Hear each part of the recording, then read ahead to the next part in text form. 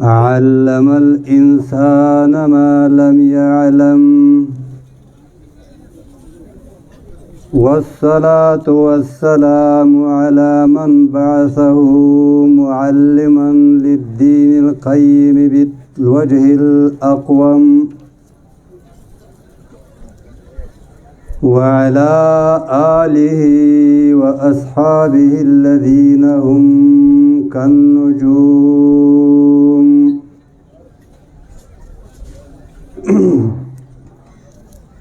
أعمدة الرواية ومصابيح الدراية وسلالم العلوم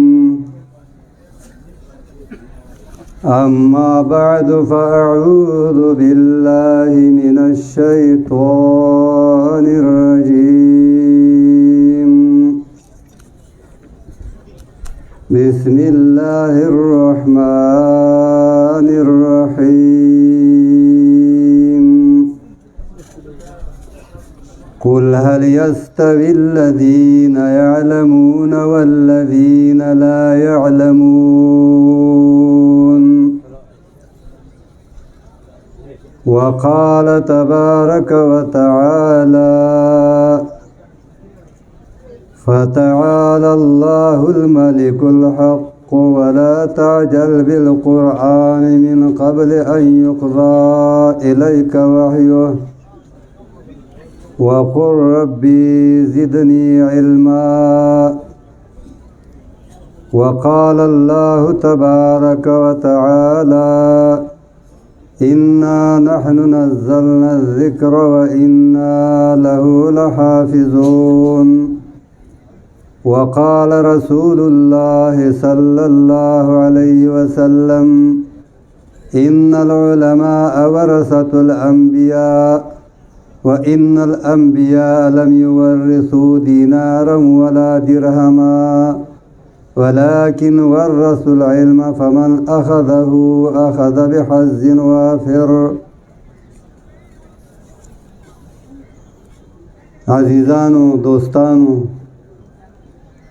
اول خو ډیره غټه خوشحالي او مبارکي ده خپل قائد محترم شیخ القرآن صاحب مدظل العهدی ته مبارکي ورکوم او ټول جماعت ته او شکریه ادا کوم او خصوصا د شمس الهادي صاحب او د ټولو ناظمانو چې ما بې علم له په دې غټ مقام کې د خبرو موقع راکړه جزاهم الله خیره. زما د خبرو موضوع چې مشرانو راته کومه ښودلې ده هغه د علم فضیلت او اهمیت دی. توبه دا خو ډېره لویه موضوع ده. د جمعې مانځه نه مخکې پېښور نه را روانو نو زړه کې مې وویل چې په علم کې یو درې حرفونه دي، یو عین دی، یو لام دی، بل میم دی، او هر یو حرف دا تقاضا کوي چې کم سے کم یوه ګنټه خبره خو پې وشي، مذاکره وشي.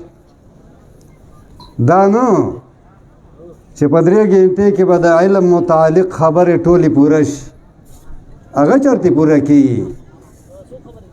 خو چې دا کومه په دې موقع باندې مقصد دی چې اهمیت د علم او فضیلت د علم او ضرورت د علم، دا ځان له دومره لوی مضمون دی.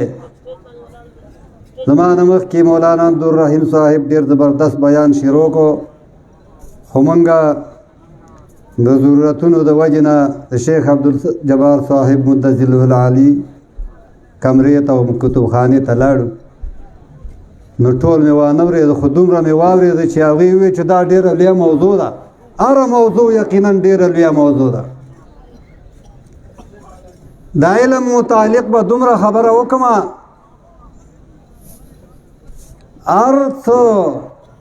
هر قسم یو موضوع چې د هغه بیان کې یو خبره پې کېږي، د هغه په تعریف باندې تبصره کېږي، او د علم خو ضرور بی ضرور په دې موقع باندې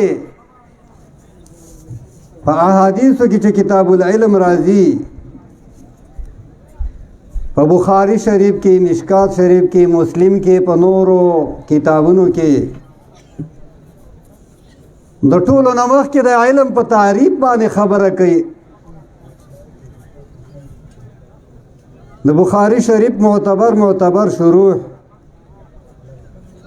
او شارحین هغوی په دې باندې تبصره کړې ده حتی چې د مناطقو او فلاسفو په نیز چې د کوم د علم تعریفات دي هغې هم ذکر کړي دي حافظ بدر الدین عینی رحمه الله په عمدة القاری 2 جلد او 3 صفحه کې حافظ ابن حجر عسقلانی رحمت الله علیه فتح الباری اول جلد او 189 صفحه کې او مولانا شاہ انور شاہ کشمیری رحمت اللہ علیہ فیض الباری 164 صفحہ کے اول جلد کے دارنگ زمنگا د باجوړ او د ټولو علماء او شیخ او استاد کل مولانا بادشاہ صاحب رحمت اللہ علیہ فاعمالی د بخاری کے کوثر الجاری کے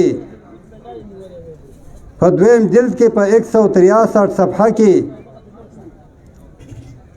او داغه په تعلیقاتو کې په مختصر طریقه باندې زبردست عبارات د علم په ترغیب او فضیلت کې نقل کړي دي د مشکات شریف شارحینو کې مشهور شارح مولا علی قاری رحمت الله علیه مرقات شرح مشکات کے اول جلد او 264 صفحه کې په دې تعریفاتو باندې شان ورشاه کشمیری رحمت الله علیه تفسیر کړی دا د منطقیانو تعریفات هم نقل کړي دي چې صورت حاصله دی او حاضر عند المدرک دی حالت ادراکیه دی خبره جلته ځکه کومه چې ډېر وخت مصروف نشي او په دې باندې رد هم کړی دی د رد وجه هم بیان کړي دی صحیح تعریف د متکلمینو امام ابو منصور ماتوریدی رحمت الله علیه هغه چې تعریف کړی دی شرع عقاید کې راغلی دی شرع عقاید عبارت صفت تتجلی بها المذکور دی فیض الباری کې وسره د نورو صفات او تعریفات په شانتي بسيطه لفظ زیات کړی چې صفت بسيطه يتجلى بها المذکور لمن قامت هي به او وروسته دغه شرح په آخر کې متن ته نږدې صفت توجب نقیض الله يحتمل النقیض صفت توجب تمیز الله يحتمل النقیض ذکر کړی بهرحال فرمایلی دي چې صحیح تعریف هغه دی چې محدثینو کړی دی او ډېرو محدثینو په مختلفو عباراتو سره ذکر کړی دی او هغه عباراتو کې لږ اختلاف دی یو ته بله مضمون د ټولو یو دی مرقات کې چې کوم عبارت ذکر شوی دی زمونږ د باجوړ خاکی شیخ مد ذله العالی په تعلیق الفصیح شرح مشکات المصابیح کې هم نقل کړی دی هغه عبارت دا دی چې بس علم نور ته وایي څه دی نور ایسته عبارت هم ویلې قرآن کریم کې 4 وارې نور ذکر شوی دی ذهب الله بنورهم نشرو شوی دا بیا داسې راځي او د نور تعریف وایي دا دی ظاهر بذاته او مظهر لغیره په خپل هم ښکارېږي او نور شی نه پې هم ښکارېږي لکه بلب کمره کې ولګوه دا بلب هم ښکارېږي او دې په ذریعه د کمرې اندرون چې څه دي هغه هم ښکارېږي علم په خپل هم لویه رڼا ده او د علم په ذریعه باندې معلومات مجهولات معلومات ګرځي او منکشف کیږي نو هغه فرمایي وی نور مقتبس من مصابیح مشکات النبوة من الأقوال المحمدية والأفعال الأحمدية والأحوال المحمودية يهتدى به إلى الله وصفاته وأفعاله وأحكامه آغر نادا چه د محمد رسول الله صلی الله علیه وسلم د احادیثنا او پاغه چې الله کوم وحی جلی را لګلی د آیات قرآنیونه د قرآن او د سنت نه او د هغې د افعالونه او د هغې د شمایلونه د صفاتو او د احوالو نه چې کوم نور را حاصلېږي د بنده په سینه کې د مؤمن والا په زړه کې او په هغه څه هدایت کېږي د الله معرفت ته او د الله صفاتو ته او د الله افعال او د الله احکامو ته دغه نور او دغه رڼا ته علم ویلی کېږي. زمونږ قصائد الهامیه کې ډېره پخوانۍ قصیده ده العلم نور والجهالة ظلمة لا تستوي الظلمات والأنوار يفيدك خيرا والجهالة فتنة لا تستوي الأخيار والأشرار. رست برازي یو څو فقرې و پکې د قصائد زکوانیه نه ویم او د هغه سرنامه هم دای چې العلم نور العلم نور العلم نور والجهالة ظلمة كالفرق بين النوم واليقظان.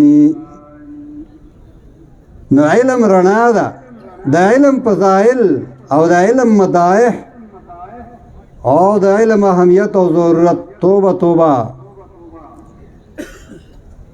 د علم ضرورت دا دی چې علم نه بغیر معرفت د حق نه راځي تمیز بین الحق والباطل نه راځي او انسان چې څو پورې د حق معرفت نه کړي د حق او باطل تمیز یې نه کړي دنیا کې هم په تیاره کې او په آخرت کې هم په تیاره کې چې علم ورته نه حاصل جاهلي نو هغه داسې دی لکه ړوندو او عالم مثال د بصیر دی جاهل په تیارو کې دی عالم په رڼا کې دی جاهل مړ دی عالم ژوندی دی. وما يستوي الأعمى والبصير ولا الظلمات ولا النور ولا الذل ولا الحرور وما يستوي الأحياء ولا الأموات إن الله يسمع من يشاء وما أنت بمسمع من في القبور. د علم نه بغیر د الله خشیت ناراضي په بنده کې د الله نه یره ناراضي او څوک چې د الله نه یره نه کوي واه د دنیا او د آخرت تباہی ده. ومن الناس والدواب والأنعام مختلف ألوانه إنما يخشى الله من عباده العلماء إن الله عزيز غفور. فعلم سره رفع الدرجات راضي يرفع الله الذين آمنوا منكم والذين اوتوا العلم درجات څومره درجات د الله په نسبت یو یو درجه به څومره لوی دا د علم په وجه دی. احادیث چې د علم په ځایلو کې راغلي هغه به د مختصر وخت کې ټول ځکه ذکر کوم دومره عرض کوم چې بخاري شریف کتاب العلم منعقد کړی دی نو 102 مرفوع احادیث پکې راوړي دي. مشکات شریف کې 4 احادیث ذکر کړي دي.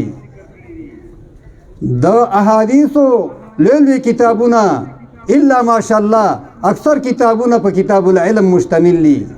حافظ ابن قیم رحمت الله علیه په مفتاح دار السعادت کې ډیر احادیث ذکر کړي دي. مشهور حدیث د ابو هريره رضی الله تعالی عنہ حدیث دی مسلم کې دی د نور صحابه په روایت عمر اغله ترمذی کې دی ابو داود کې دی ابن ماجه کې دی. من سلك طريقا يلتمس فيه علما وفي روايه يبتغي فيه علما سهل الله به طريقا الى الجنه. څوک چې په داسې لار کې روان شي چې په هغه کې علم طلب کوي الله به په لار د جنت هغه ته اسانه کوي. وان الملائکه لتضع اجنحتها رضا لطالب العلم. د علم طلب کوونکي په طلب او په عمل باندې ملائک دومره خوشاله دي چې داغه د اکرام او د احترام د پاره ملائک وزر غړي بلکې ملائکو ته دعا کوي عالم ته وان العالم لا يستغفر له من في السماوات ومن في الارض حتى الحيتان في الماء وفي روايه والطيور في الهواء والنمل في جحرها. ملائک ورله استغفار کوي پیران او انسانان په بل روایت کې او میان په دریابونو او په سیندونو کې میګان په سړو کې هواګانو کې مرغان دا عالم د پاره د استغفار دعا کوي. څو کاله مخکې چې چارسده کې د مولانا عبدالرحمن رحمت الله علیه مدرسه کې وو، بیا روضة الاسلام نسته کې نو بورډ باندې هم لیکل کول د مشکات بیځایو وغیره معلوماتو. یو ځل څه خبرې مې ولیکلې، الله سرته ما دا ولیکل چې طالبان دومره بې وفا دي په دعاګانو کې استاز نه یادوي نه. نو د شانګلې حمید الله مولانا چې هغه وخت کې هلته و، هغه بل ساعت هغه بورډ صفا کړی و، بیا پې لیکلي و چې د عالم دومره لوی مقام دی او شاګردان څه کې ته چې ملایکې یادوي نه، چې ملایکې په دعا کې یادوي نه. او وروسته پسې په دغه حدیث کې دا الفاظ راغلي چې بېشکه علما وارثان د انبیا علیهم السلام دي. او د څه وارثان دي؟ چرته جایداد او سیرۍ پرېښې ده، ځمکه چې هغه علما ویشلې ده، یا سره او سپین دراهم د نانیر خزانې مالونه دولتونه نه، علم یې په میراث کې پرېښی دی. علم چا چې علم را واخیستو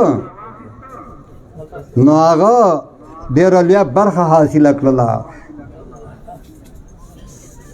قرآن کریم کې الله تعالی فرمایي ثم اورثنا الکتاب الذین اصطفینا من عبادنا. چلاسی بابا فرمائی نبی را وارثان جز عالمان نس، عظیم بهتر چې جای عالمان است. دین اوچت مقام بکمی چې څوک د پیغمبرانو وارثي چې هغه د علما دي. واه واه کدا خوشحالي چې قیامت کې د دې وراثت کم مقام دی او هغه په دې دنیا کې ښکاره شي، بنده به د خوشحالۍ نه ایسته زړه وچوي، کله د خوشحالۍ نه زړه چوي. د علماو داسې مقام دی نبی را وارثان جز عالمان نس، عظیم بهتر چې جای عالمان است. په دې باندې بحث علماو کړی دی چې عبادت نفلیه باندې اشتغال افضل دی په علم. درې اقوال دي، شاذ قول دا دی چې دواړه برابر دي. یعنې پس د اعداد فرایضو نه مالیه، قولیه، بدنیه، مرکبه، معاملات و معاشرات و عباداتو کې په هر څه کې چې کوم فرایض دي د هغو د ادا نه بعد بیا نفلي عبادت کې اشتغال بهتر دی او په علم باندې اشتغال بهتر دی. شاذ قول پکې دا دی چې دواړه برابر دي، خو دا ډېر شاذ قول دی.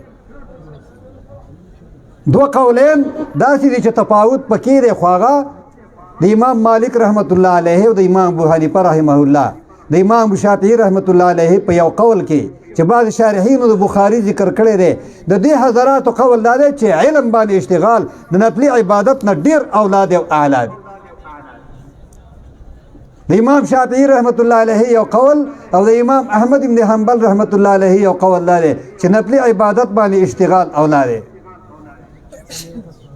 د امام احمد رحمت الله علیه بل قول هغه دا دی چې پس د اعداد فرایضو نه بیا په جهاد باندې اشتغال د علم او د نفلي عباداتو دواړو نه اولاد دی. خو حقیقت دا دی چې علم د جهاد نه او د نفلي عباداتو او د ټولو اعمالو د بیر نه د علم درجه اعلی ده. ځکه دا ټول اعمال چې کېږي د هغه دپاره د نور ضرورت دی، نور چې په هغه سره د صحیح او د فاسد فرق کوي، په هغه سره د مقبول او د غیر مقبول صفات پیژندیش، شرایط پیژندیش. د دې وجه نه د علم درجه علم جامع دی. د خال مدرسې ته په 1993 کې یو تشکیل په تبلیغ کې زموږ شوی و، د چیلې جماعتو خو مشرانو مهرباني کړې وه، ایسته ویل دا دیر کې تاسو دا وخت ولګوئ. نو مدرسه خو خپله مدرسه وه، محتوین صاحب نور الله مرقده الله دې وبخي، هغه په خپله حیاتو شیخ صاحب مولانا صاحب. نو چې د ماښام مالي یو عربي راسه و د هغه بیانو، نو ما ته غوږ کې هغو تبلیغي حضرات وویل چې د عالمانو ته دعوت وچلوه چې دوی د الله په لار کې وځي. دا علم خو غټ کار دی، خو دا تبلیغ چې دا د نیکو مور د ام الحسنات مول ښه زړه کې مې وویل چې زه ودرېږه. نو چې بیان هم کاوه، هغه بیان ختم کو، ما پسې وروسته مطالبه او ترغیب کاوه. ما ویل چې الله ایمان خوشحاله کا د تبلیغ کې وځي خامخا ځکه تبلیغ ام الحسنات دی. ګوره خبردار، ګوره علم ابو الحسنات دی. نو د علم د پلار درجه اعلی ده که د مور درجه؟ د تربیت ابتدا خو د مور نه ده. د تبلیغ چې کوم ابتدایي خبرې دي واقعي هغه مقدمې دي. تعلمنا الایمان ثم تعلمنا دا حدیث په وم جلد کې په مجموع الفتاوا کې ابن تیمیه رحمت الله علیه نقل کړی دی د عبدالله ابن عمر او د یو بل صحابي په روایت باندې، او بیا یې په تشریح کړی دا چې ایمان اجباري مراد دی. دا مطلب نه چې تعلمنا الایمان ایمان مې زده کړو ثم تعلمنا العلم تعلمنا القرآن قرآن مې زده کړو، که زده کوي او که نه زده کوي ضرورت ورته نشته. نه معرفت او تفصیل او وضاحت د ایمان هم موقوف دی په علم پورې. ایمان تفصیلي بغیر د قرآن او د علم نه چرته حاصلي او پیژندی شي، قرآن و سنت نه بغیر. نو علم ابو الحسنات دی. دا علم مدارس مراد دی. وخت مختصر دی. اصل تبصره د دې زمانه او په دور حاضر کې د مدارسو په اهمیت پکار ده. بساتین د علم، باغونه د علم څه شي دي؟ مدارس دي. دا مدارس اسلامیه عربیه، اشجار ونې هغه پکې څه شي دي؟ د آیاتونه او احادیث قرآن او سنت. انوار څه شي دي؟ معارف الهیه. او ثمار اولئک علی هدی من ربهم اولئک هم المفلحون. په دنیا کې هم کامیابی ده او په آخرت کې هم کامیابی ده.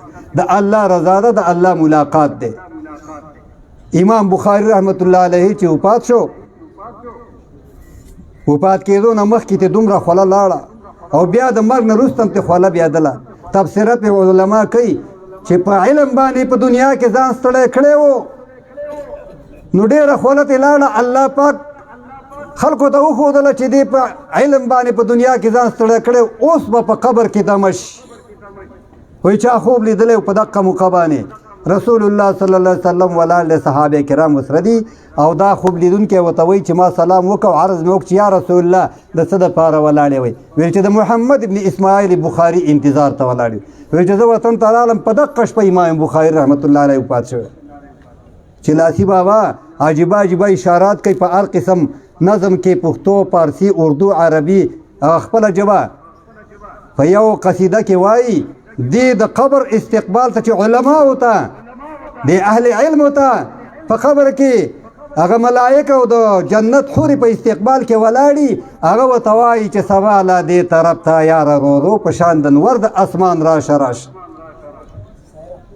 هغه ورته د استقبال کوي.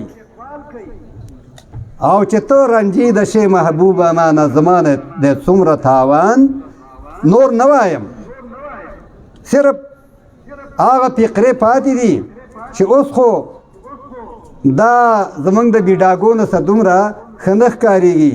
دا ایسته علاقو خلک بوډاګان ته بیډاګون وایي. موږ بیډاګون شو، پخوا به ږیره توره وه او د هغوی خطیب صاحب خبره نوره وه، نو نظمونه او قصاید او دا به مې ویل. خو اوس دا هغه جذبه تلې ده.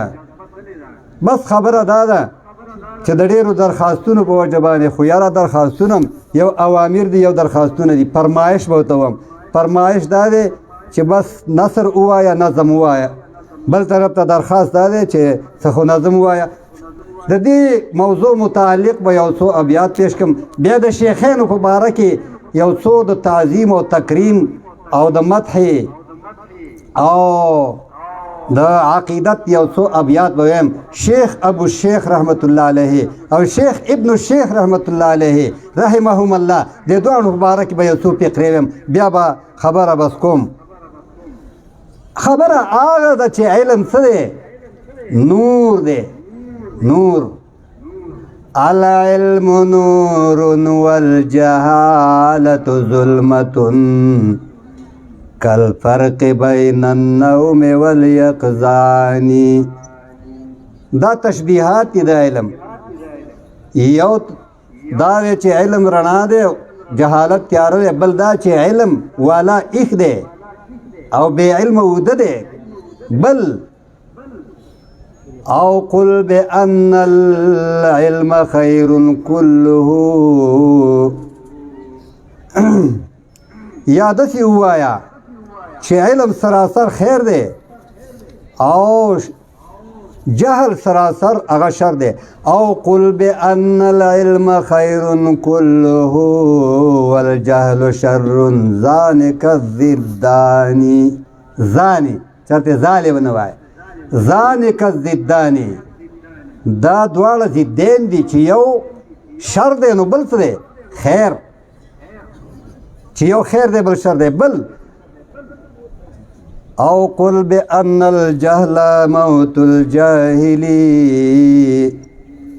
وحياته بالعلم والعرفان بس ترجمه باندې کوم او تاسو ماشاءالله علما او طلبا او اهل عربیه وي هغه په پیږي او غیر پیدونکو له الله اس ثواب ورکي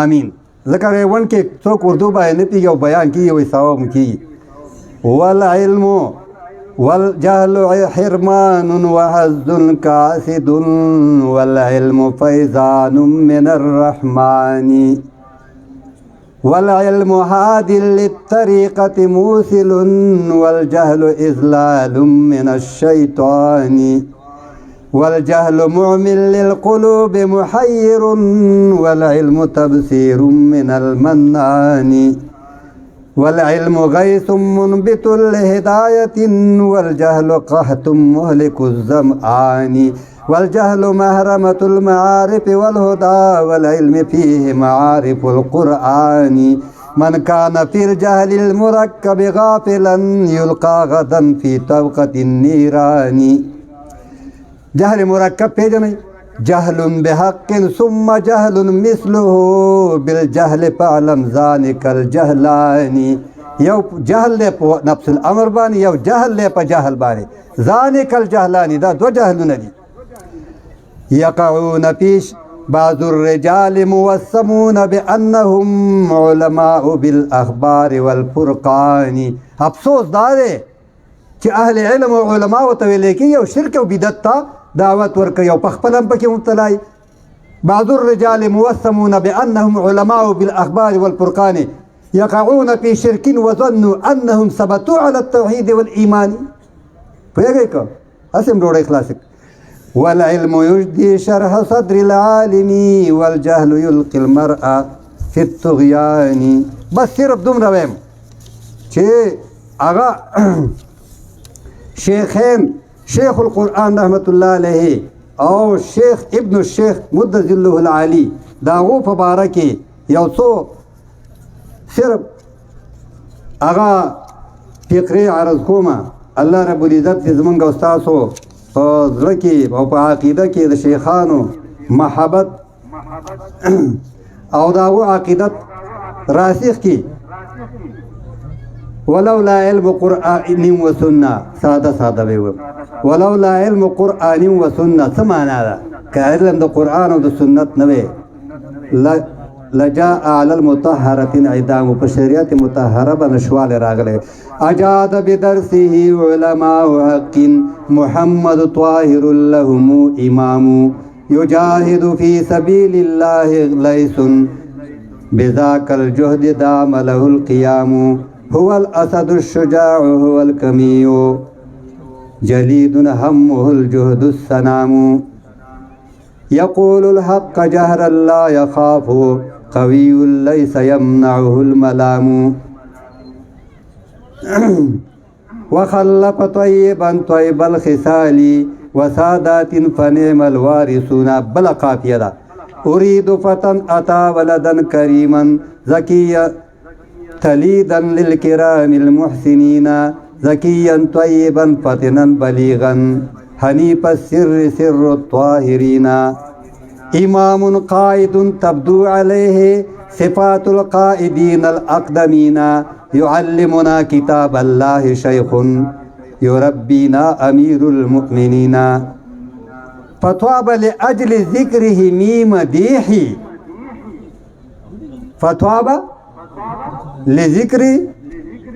فطاب لأجل ذكره مديحي طهرت لأجل ذكر الطاهرين واخر دعوان الحمدلله رب العالمین. آغا د بعضو د معقولو د کتابونو یو محاوره ده د مدرسین علما فی وبعد قد بقي خبایا فی زوایا الکلام.